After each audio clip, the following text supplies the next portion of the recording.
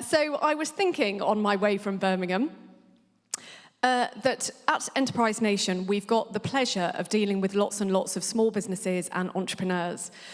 And I was trying to think, what can I give you in terms of, I guess, what I feel are the 3 characteristics of a business winner? And I guess, actually, first of all, which I love looking out on a room of entrepreneurs, is kind of the first part of winning is being in the game, which you're all here, so that's kind of taken. And I think the first thing is the vision that you have for your business. And it's very difficult when you think about winning to not associate your mind with sports people. And you've all probably heard this, but one of the amazing things I used to think about Muhammad Ali in terms of reading about his successes, you know, in the ring, is he would visualize every round before he went into it. You may have heard this, and he talks about this a lot. He would visualize winning. He would have it in his head, he would practice that through, he would know, this is what I will do in round 2, this is what I will do in round 3. I know what winning looks like. And it's really hard when you're running a business, as I do, as you do, to step out, and you're so involved in the day-to-day of the business, to then step out and actually think, why is it I am doing what I do? What, to me, is my vision of success? What is my vision of winning? And it's so hard to do that, but if people who I think are winners are people who do that quite often. They step out, they question, why am I doing it? What is my vision, and what does winning look like to me? And actually, I think it's one of the great reasons to enter awards is the award applications make you think, where has the business been? Where do I want to take it? So that's maybe one of your other reasons to enter. So having a vision, I think, is characteristic number 1. A second characteristic of a winner, I think, and there's no other word, and I was desperately trying to think, what is another word I could use for this, is stamina. And I don't know if that resonates with any entrepreneurs in the room this evening. I wrote on Sunday, I don't know if anyone reads the Weekend FT, but there was a brilliant profile of the guy who runs the gym group. And he's 63, he's doing really well. And I wrote to him on Sunday and said, will you come and speak at an event because you sound amazing? And he was Britain's top squash player.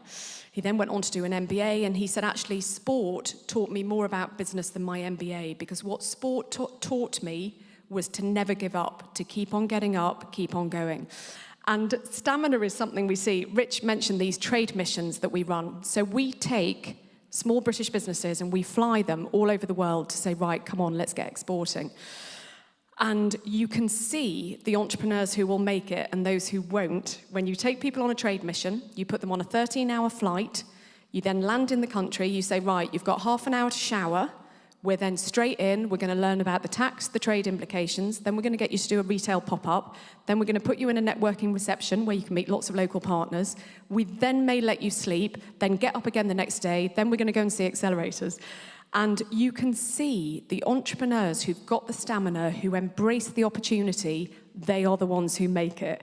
And only once did I have a complaint about one of our trade missions. It was a New York trade mission, it wasn't this year, it was last year. And we had flown people over, hadn't let them sleep. We were just like, right, come on, we're on the ground, let's make the most of it.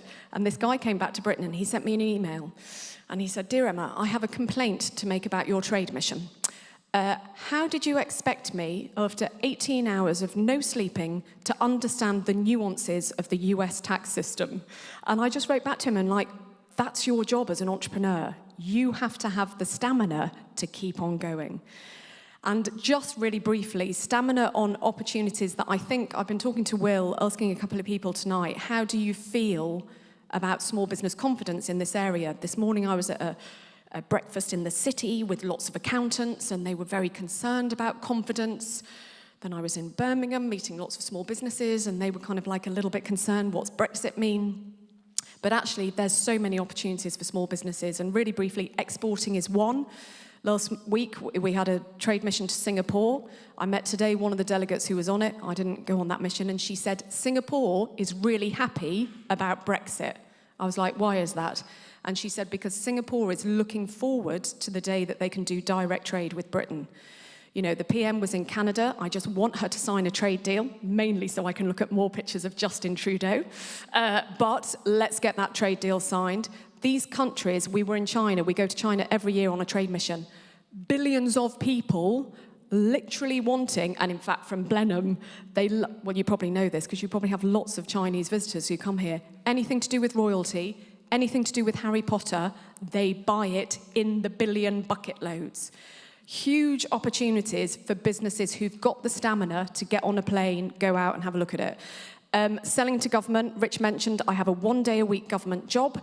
It's called SME Crown Representative, and it's to make sure government spends £1 in every 3 with small businesses by 2022. So that's £15 billion worth of business every year that government has to spend with you. And if there's one thing that needs stamina, it's selling to government. But there's, if anyone wants to talk to me about this, I'd love to kind of give you more detail. There's an amazing website called Contracts Finder. Every month we do webinars. Yesterday I did a webinar with the Ministry of Defence. Over the next 10 years, they're going to spend £178 billion. A third of that has got to go to SMEs. So huge opportunity for those who've got the stamina. So lots of opportunities for small businesses. So let me just finish off. So having a vision, you know, kind of that's the ideal of a business winner. You know where you want to go, you know why you're doing it, and you know what success looks like. Having the stamina to keep going. And the third thing, and again, such a sports analogy, but the best sports people tend to have the best trainers, coaches, and support team. And this is one thing that we do at Enterprise Nation every day. We support small businesses. We hopefully give them the best support to start and grow. But if you haven't got a mentor, a coach, experts who you can pull on, who know the things that you don't, you know, this is another great thing, I think, of awards, is you can connect in with people who've got the expertise that you haven't got. So if I was to say, what is the mark of a winner? I would say, and if any of this comes across in applications, having that vision of where you want to go, showing you've got the stamina to keep getting up every day, to keep on with that vision in terms of where you want to be going. And the third thing, showing you've got that amazing support network to help you get there. And the final thing is I looked up literally what is the definition of winner. I've never looked this up before. And one of the definitions is, it says a winner is a person who earns admiration.